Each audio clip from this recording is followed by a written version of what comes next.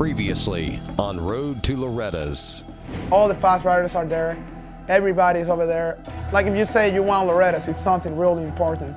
So I just want to be one of those guys that can say that. I think at Lorettas, it's going to be grueling, it's going to be hard, but it's really what I want to do. I want to go out there and show what I've got, give it everything. It's pretty difficult to get Lorettas, obviously, because I didn't even make it last year. We just need to get out of here with no worries. Everybody who's done anything in Supercross, myself, Ricky Carmichael, Jared McGrath, all these guys came up through Lorettas. It's the biggest, the best, most pristine amateur national in the world. If you want to get on the radar of amateur motocross, this is the place to be. This is the proving grounds, because if you win here, you beat everyone. And I think that's what makes this the crucible of amateur motocross. It does not get any more competitive than Loretta Lynn's. In pursuit of Loretta Lynn's, Steel City represents a major qualifying landmark. In the Northeast, it's the regional gateway to the ranch, and since 1984, it's also been a staple to the Pro National Motocross Series. With slick track conditions, it's a dangerous combination that sent Dakota down hard in practice. The mud's definitely going to be a factor. It's obviously a lot easier to crash in the mud, and the mud's a big equalizer, so start's going to be key for tomorrow. Back in 2007, Ryan Dungey was called from the B class straight to the pro ranks. At this level, the amateur pro line begins to blur. Up against Mother Nature and the best riders in the region, Dakota Alix is faced with stiff competition at the second and final round of Loretta Lynn qualifiers. This weekend, my main competition is definitely Cooper Webb. We had some good battles in the Spring Nationals. But really at the regional, there's no slouches. Everyone's here to qualify, and there's short races. Know thyself, know thy enemy. 1,000 battles. Good? 1,000 victories. Sun Tzu, Art of War. First moto, I pulled the hole shot. I was really pumped with that. I got like 22nd gate pick, so I got a little lucky there. And I was leading in the first lap. Cooper passed me on the downhill. The three-moto format of the regional requires consistency. The average of those scores will send the top 7 riders to Loretta Lynn's. It went pretty much as planned, I guess. I told him to get the best hole shot he could and ride a safe race to the finish, and came in second, which is fine. Strategy. It's the glue that binds good finishes with consistency. I think I got second place hole shot and then passed the guy within a few turns and got the win, so that was good. And just riding my comfort zone this weekend and trying to get top 7.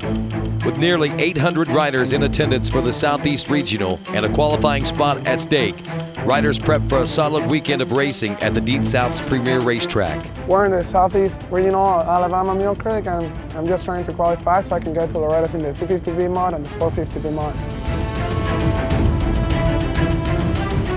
Oh, I definitely feel really good. I got the fastest time out there, and my bags were working awesome, so nothing better. Couldn't be any better. With the fastest lap of time practice, Anthony positioned himself as the man to beat in the B class. I haven't stopped training. I've been training really hard, and I'm just 100% sure I can go out there and kill it, so that's what I'm hoping for. A Moto 1 hole shot put Anthony out front early, but even with a clear track ahead, a simple mistake sent him fighting back through the pack. Came out there, I thought the track was going to be just like in practice was. Well, I went in the turn, it was really slippery, and I jumped into it, and as soon as I landed, my front end just washed out. And then I just got up and tried to go as fast as I could, and I realized I was going faster than the other guys, so that helped me out with my confidence. And I feel just really happy even that I didn't win. Although he didn't win, his charge to the front earned him a comfortable second place finish in the moto. A solid start to the first day of racing. Well, in the 250B now, I'm gonna go out there. Just like I said, go try to qualify, but if I can go fast, I'll go fast. And just try to win like I always want to. Anthony's expectation for himself is nothing less than a win. In the 250B class, he found himself coming through the pack and once again falling short of a win. Horrible moto. I got a really bad gate pick. I got 26, but well, anyways, I should be able to work through and get a better position, but I guess I'm not feeling that good today. I wasn't riding that good. Balanced motocross, Bowling Green, Kentucky. Hot and humid with perfect dirt. It's the closest parallel to the challenges of Loretta Lynn's. We're at Balance MX for the Mid-East Youth Regional. Trying to qualify this weekend, get through to Loretta's, hopefully get a gate this weekend. Oh, strategy, just like typical motocross strategy, it's be one of the fastest kids. I told Zach, I said, let's focus on single-digit finishes. Focused on staying inside the top 10, Zack went out and rode the 9th fastest qualifying lap. If he can ride with the intensity that he needs to ride with, that he's capable of riding with good starts, keeps the bike on 2 wheels, he's got a shot. Practice today went pretty good. I think I placed myself where I need to be today to really go in with confidence tomorrow for the race. The ebb and flow of confidence is one of the deciding factors of winning and losing. Being confident in your motorcycle is just as important as your skills. Well, what happened was we had a mod bike that had approximately 5 hours, and for some reason it locked on a jump. And so what we got to do is take a stock bike and get it together. Racing a stock bike in a modified class puts Alix at a disadvantage. With less horsepower, he'll have to work even harder to stay up front. I feel very confident that we can still get in. A 7 is just as good as a 1. We want to win, and I feel that he can still win. So the main thing is that we get a chance to race, and that's the most important thing.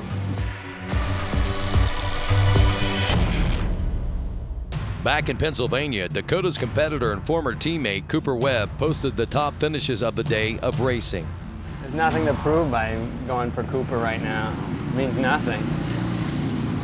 It will mean something in a couple months. But those who win are also the most comfortable in the lead. I mean, the goal is going to be to win, but realistically, there are 11 other people that I can think of that have that same goal, and any of them could happen. After a year filled with injury and setback, moving forward is a careful balancing act between coming back strong and staying healthy. Yeah, last year was pretty much a disaster. I've been thinking about that pretty much all this weekend and all leading up to the regional, so I've kind of taken it easy. Once again, Dakota and Cooper Webb found themselves deadlocked in a battle for the lead in the 250B stock. While Dakota's plan is centered around safety until Loretta's, his competitor has been chalking up wins around the country. I definitely left a little bit on the table.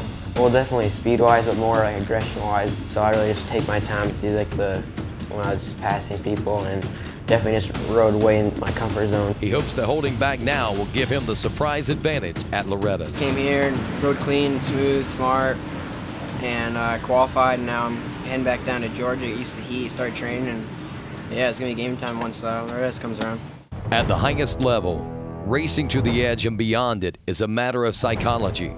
A racer must balance aggression, safety, and risk at the speed of a supercomputer. After the race, understanding your results is a key to knowing what to do next. With a mediocre start, Anthony's ability to pass was the best test again. Finishing in second, he dissected his performance in hopes of winning and potentially securing the overall in the next moto. Well, it was really disappointing for me not being able to win. But afterwards, I realized, I was riding really good. I was on the edge, I was going pretty fast, I just didn't get the start. To Anthony, anything other than a win is a loss. It's really supposed to rain really hard. Hopefully tomorrow isn't going to be that bad. I really want to race in good conditions, but if it is muddy, I'll just go up there and try to do my best. I actually hate the mud, but somehow I'm good at it even though I hate it. So it'd be good for me at the same time, but I won't like it. With the rain came opportunity. Washing away his previous losses, Anthony refocused his energy to the start. After setting the fastest laps in his class, he knew that with a start could come a win.